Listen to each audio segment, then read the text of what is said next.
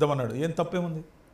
నేననేది అంటే వీళ్ళని పోగేసుకొని 10 మందిని అక్కడి నుంచి ఇక్కడి నుంచి తెచ్చుకొని అడుక్కొని, లేదా 10 మందికి 10 రూపాయలు ఇచ్చి 10 మంది ఎమ్మెల్యేలను కొనుక్కొని, ఇది కాదు మా విధానం. 100% ప్రజల ఆమోదం ఉంటేనే పరిపాలించాలనేది మా ధ్యేయం. కుట్రలతో, కుతంత్రాలతో, ప్యాచప్పులతో, మేనేజ్మెంట్తో, మ్యానిపులేషన్తో, మరి కొనుగోలుతో ఈ కాదు మా లక్ష్యం. మా జెండా ఒకటి, అజెండా స్పష్టంగా ప్రజల అజెండా. అంతవరకే మేము పరిమితం. మాకు మ్యాండేట్ అనేది ఖచ్చితంగా పోయినసారికి మించి పాజిటివ్ ఓటు సునామీ ఏదైతే వస్తుందో, పోలింగ్ రోజున ఉదయం పోటెత్తడం మీరు చూస్తారు.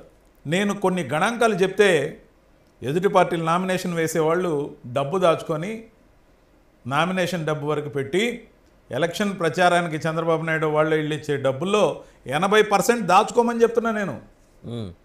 లేకపోతే దివాలా అయిపోతారు. మీరేటో గెలవరు. భవిష్యత్తు రాజకీయం చంద్రబాబు నాయుడు గారిది లేదు, వయసు పరిమితి లేదు. సో ఖచ్చితంగా ఆయన మిగతా రాజకీయం ఇంకో 5 సంవత్సరాల తర్వాత చేసే పరిస్థితి ఉండదు.